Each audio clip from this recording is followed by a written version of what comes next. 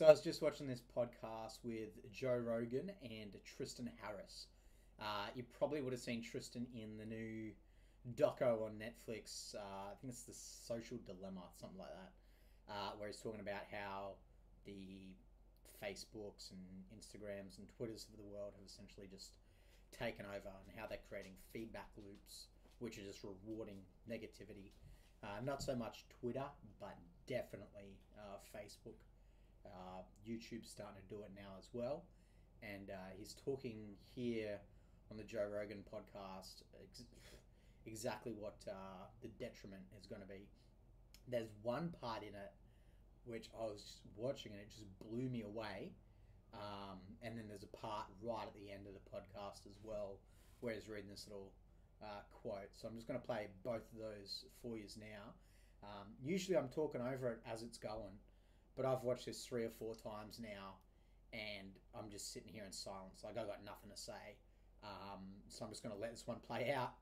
And yeah, you'll barely hear me in this one. So let's get into it. What's terrifying is that we're talking about from 2012 to 2020, YouTube implementing this program, and then what is even the birth of Facebook? What is that, like 2002 or 3? Like 2004. 2004.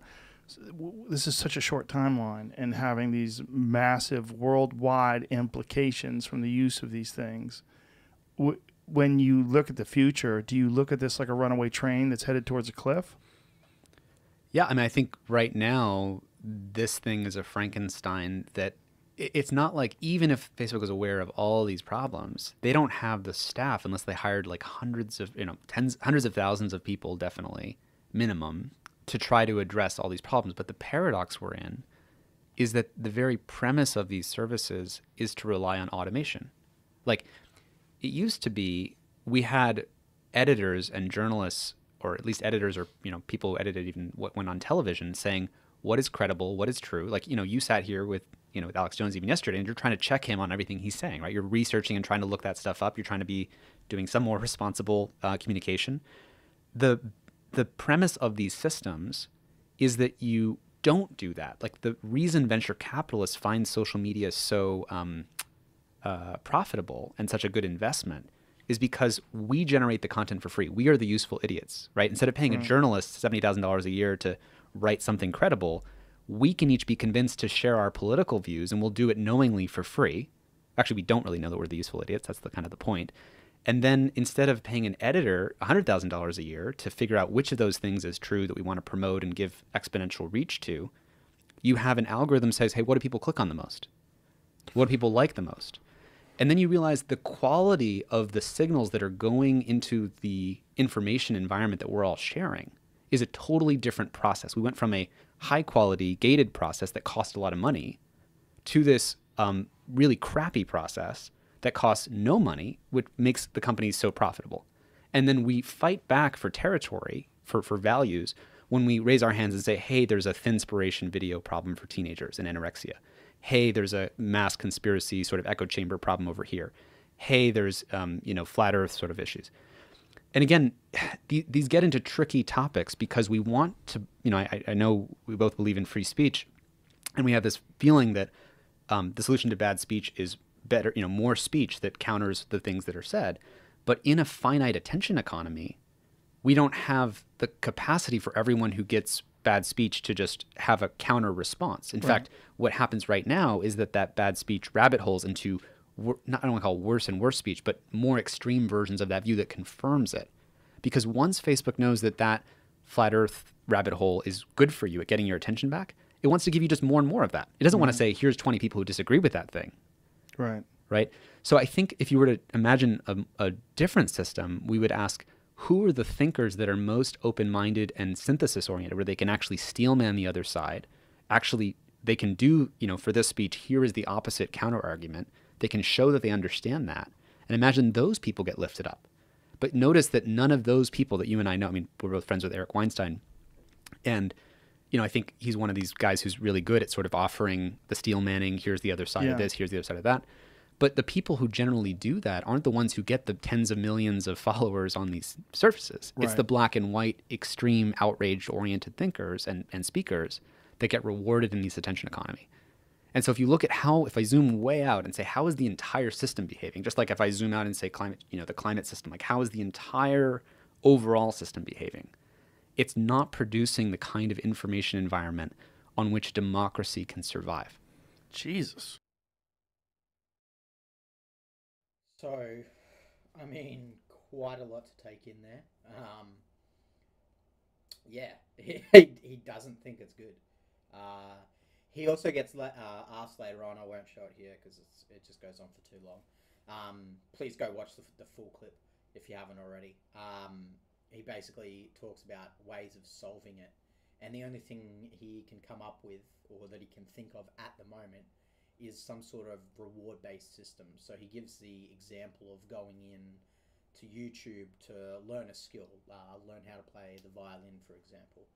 And then instead of it just giving you a feedback loop of just violin on violin video, it's like, oh, okay, you've progressed to this level of expertise. Here's more expertise. Not only that, not only more videos on getting better each level, but then, okay, here's someone in your neighborhood that teaches violins. You can meet them in person. You can go learn face to face. These are other people in the area who are also learning.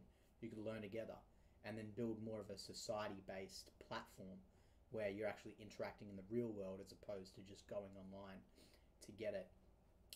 In the case of building that system, I don't think he hinted towards that he's currently building that at the moment. I think Joe just asked him what some ideas would be to build a better system, and that's what he came up with. I know that Lex Friedman is working on a new Twitter.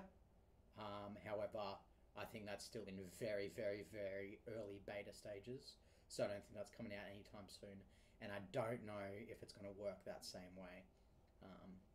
But yeah, it was just one of those fucking podcasts you watch like, holy fuck, this is some serious shit. If you haven't seen The Social Dilemma, go watch it. Holy fuck, it's worth your time.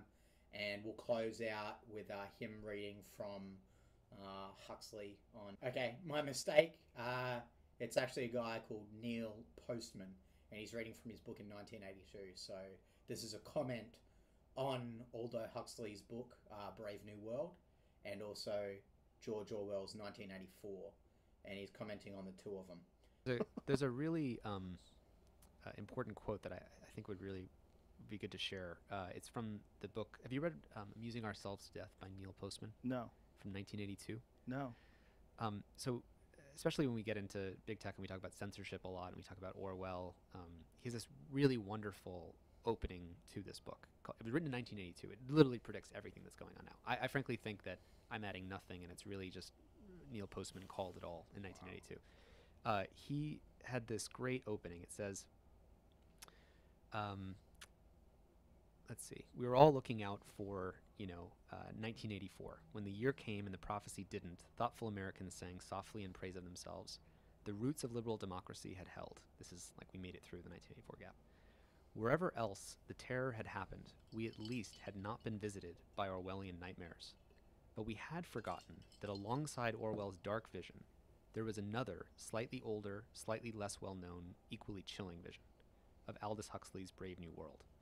Contrary to common belief, even among the educated, Huxley and Orwell did not prophesy the same thing.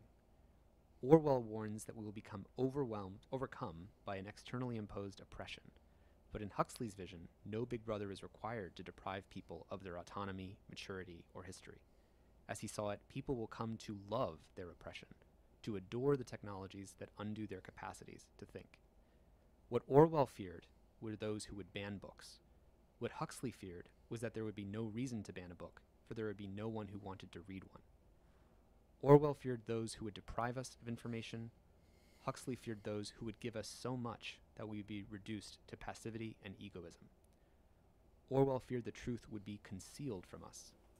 Huxley feared the truth would be drowned in a sea of irrelevance.